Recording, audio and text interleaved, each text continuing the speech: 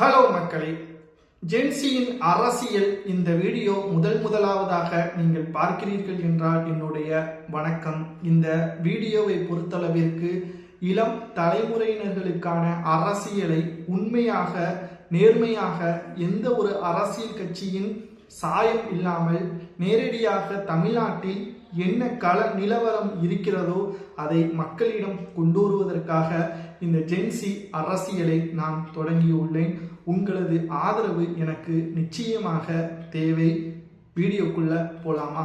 அதாவது, நேற்று முதல்வர் விஜய் அவர்கள் திருச்சி கிழக்கிற்கு சென்று முக்கியமான சில தகவல்களை தெரியப்படுத்தியுள்ளார்.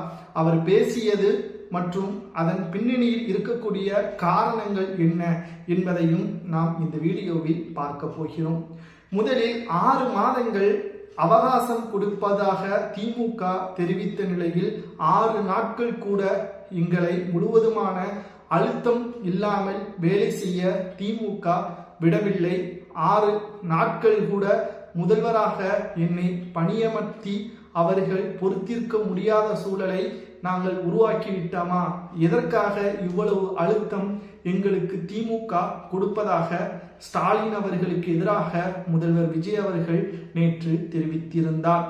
அது மட்டுமல்ல, தமிழ்நாட்டில் பல நிறுவனங்களிடம் இருந்து திமுக கமிஷனாக பெற்று குறைந்த விலையில் பெறக்கூடிய அந்த டெண்டர்களை அதிக விலைக்கு பெற்று தமிழ்நாட்டின் நிதி நெருக்கடியை ஏற்படுத்தி தமிழக மக்களின் வரியாக அதை உயர்த்தி தமிழக மக்களை கஷ்டப்படுத்தியுள்ளது கடந்த திமுக ஆட்சி என்பதையும் முதல்வர் விஜய் அவர்கள் மறைமுகமாகவே பேசியுள்ளார்.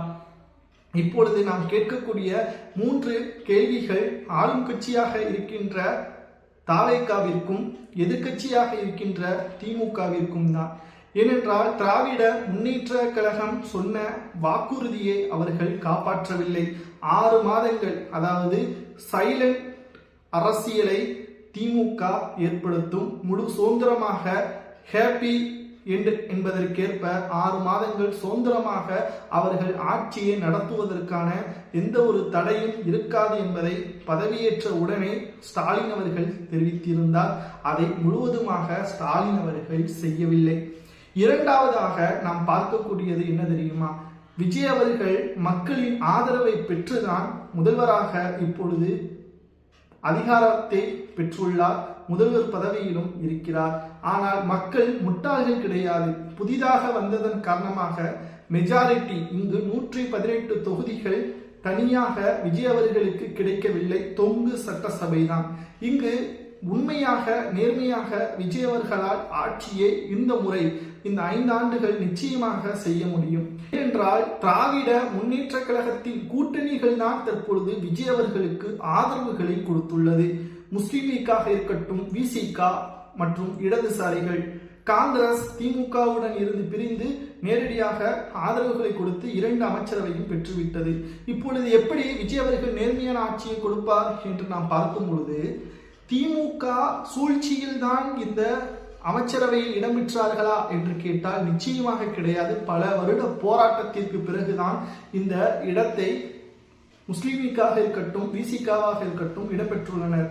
ஆனால் மக்களுக்கு ஏதாவது பிரச்சனை என்றால் அந்த பதவியை துறந்து கூட விஜய் அவர்களை கேள்வி கேட்பதற்கான மக்களின் அதிகாரம் அவர்களிடம் இருக்கிறது. இதனால் சரியான 5 ஆண்டுகளை பூர்த்தி செய்ய வேண்டும் என்ற பயம் விஜய் அவர்களுக்கு இருக்கும். இது உண்மை. ஏனென்றால் தொங்கு சட்டசபை என்ற காரணத்தினால் முழுவதுமான வாக்குறுதியும் வாக்கெடுப்பின் பொழுதும் சட்டப்பேரவையில் கூட்டணி கட்சியின் ஆதரவு இல்லாமல் தனியாக எந்த ஒரு மசோதாவையும் நிறைவேற்ற முடியாது.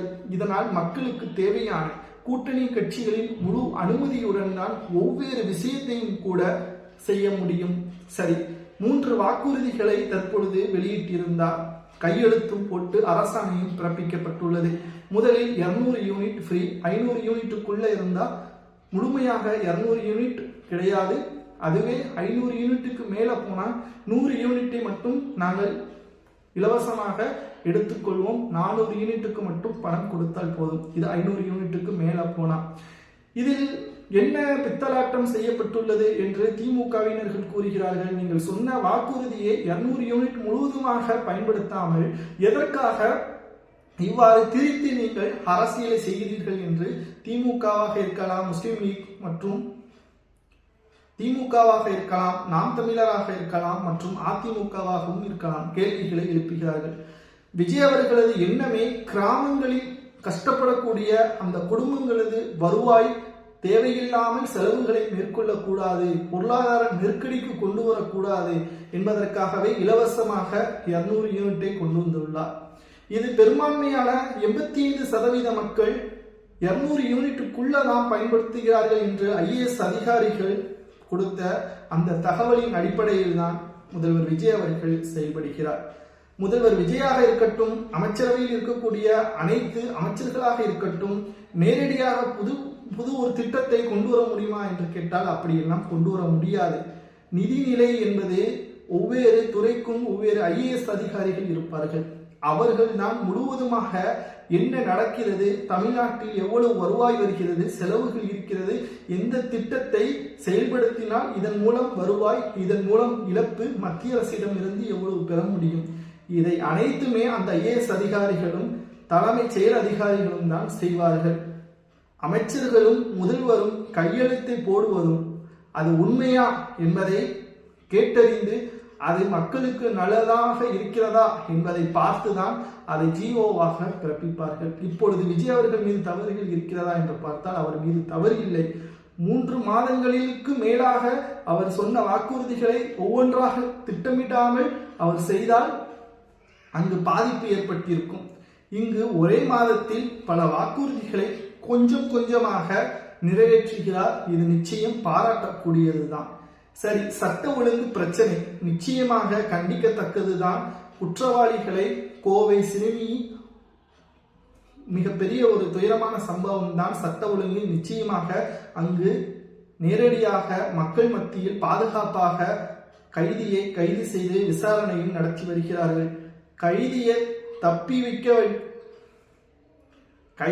தப்பிக்க வைத்துவிட்டு குற்றவாளியை சுதந்திரமாக சுற்றித் திரிய வைத்து தமிழக மக்கள் வீதியில் இறங்கி போராடினால்தான் சட்ட ஒழுங்கு சீர்கேடு. தவறு நடந்துவிட்டது, நடக்கக்கூடாது, நடந்துவிட்டது. குற்றவாளியையும் கைது செய்து விட்டார்கள். இனி அது போன்ற தவறுகள் நடக்காமல் இருக்க வேண்டும் என்பதற்கான பாதுகாப்புகளையும் முதல்வர் விஜய் அவர்கள் செய்து வருகிறார். இதில் எந்த ஒரு தவறும் கிடையாது. தவறு நடந்துவிட்டதற்கான அனைத்து ஏற்பாடுகளையும் தனது கவனத்தில் கொண்டு வந்து விட்டார்கள். இனி அது போன்ற தவறுகள் நடக்காமல் பாதுகாத்துக் கொள்வேன், அதற்கான தண்டனையை நீதிமன்றத்தில் குறுகிய காலத்தில் வழக்கை விசாரித்து தீர்ப்பை வழங்க வேண்டும் என்பதை நான் கூறியுள்ளேன் என்பதையும் கூறியுள்ளார். இதுதான் முக்கியமான பாயிண்ட். தவறு செய்தவர்கள் இந்தியாதானே, எத்தனை ஆண்டுகள் ஆனாலும் பொறுமையாக இருந்து நாம் ஜாமீனில் வெளிவந்து விடலாம் என்ற மனநிலைதான் குற்றவாளிக்கு இருக்கும். ஆனால் இப்பொழுது விஜய் அவர்கள் என்ன கூறியுள்ளார்? குறுகிய காலத்தில் 6 மாதங்களுக்குள்ளாக நீதிபதி தண்டனையை வழங்க வேண்டும், அதுவும் கடுமையான தண்டனையை வழங்க வேண்டும் என்று தெரிவித்துள்ளார். அடுத்து ஸ்டாலின் அவர்கள் கிட்டத்தட்ட முதல்வராக விஜய் அவர்கள் வந்ததை ஏற்றுக்கொள்ள முடியாமல் திணறுகிறார். ஏனென்றால் ஒவ்வொரு நிறுவனங்களிடம் இருந்தும் மாதம் மாதம் சில தொகை கமிஷனாக பெறப்படும், இது உண்மைதான். ஆனால் அதிமுக வந்தால் திமுகவை கண்டுகொள்ளாமல் அவர்கள் வாங்கட்டும் என்று விட்டுவிடுவார்கள். திமுக வந்தால் அதிமுக அந்தந்த பகுதிகளில் வாங்கட்டும் என்று விட்டுவிடுவார்கள். ஒரு குறிப்பிட்ட சதவீதம் அங்கு தலைமைக்கு செல்லும். ஆனால் தாவேக புதுசாக உள்ளே வந்ததன் காரணமாக என்ன செய்வதென்று தெரியாமல் 3 நாட்களாக தேர்தல் முடிந்த வெளியீடு செய்யப்பட்ட ரிசல்ட் வெளியான பிறகு இவர்களுக்கு நடுக்கம் ஏற்பட்டு விட்டது. எதிரியாக இருக்கக்கூடிய அதிமுகவுடன் பேச்சுவார்த்தை நடத்தி எப்படியாவது சாதித்து விடலாம் என்று நினைத்தார்கள். ஆனால் கனிமொழி அவர்கள் ஒரே வார்த்தையை கூறிவிட்டார், இது அநியாயம். நிச்சயமாக அதிமுகவுடன் கூட்டணி வைப்பது கருணாநிதி அவர்கள் எனது தந்தை இருந்தால் ஏற்றுக்கொள்ள மாட்டார். மக்களின் தீர்ப்பை நாம் ஏற்றுக்கொண்டுதான் ஆக வேண்டும். எதற்காக தோல்வி அடைந்தோம் அதை ஆராய்ந்து அதற்கு பிறகு நாம் களத்தில் எதிர்கொண்டு ஆளும் தாவேகாவை வீழ்த்த வேண்டும் என்று கனிமொழி அவர்கள் கூறியதாக தகவல்களும் கிடைக்கப்பெற்றுள்ளது. இனிமேல் தாவேகாவின் தலைவரும் தமிழக முதல்வருமான விஜய் அவர்கள் என்னை இனியும் நேரடியாக எதிர்த்தால், அதாவது கேலி கிண்டலுக்கோ அல்லது தவறான வார்த்தைகளோ அல்லது என் மீது அவதூறுகளோ செலுத்தினால் அதற்கான நடவடிக்கைகள் நிச்சயமாக மேற்கொள்ளப்படும் என்ற தகவல்களை முதல்வர் விஜய் அவர்கள் தெரிவித்துள்ளார். இது ஒட்டுமொத்த தாவேகாவின் தலைவர் ஸ்டாலின் அவர்களது கைது நடவடிக்கையை கூட தாண்டுமா என்ற ஒரு செய்திகளையும் நம்மால் பார்க்க முடிகிறது. பொறுத்திருந்து பார்க்கலாம். இளைஞர்களது கையில் ஆட்சி அதிகாரம் கொடுக்கப்பட்டுள்ளது. முழுசா 1 மாதங்கள் கூட ஆகவில்லை. பொறுத்திருந்து பார்க்கலாம் என்ன நடக்கிறது என்பதை மறக்காம ஒரு லைக் மற்றும் சப்ஸ்கிரைப் பண்ணிருங்க.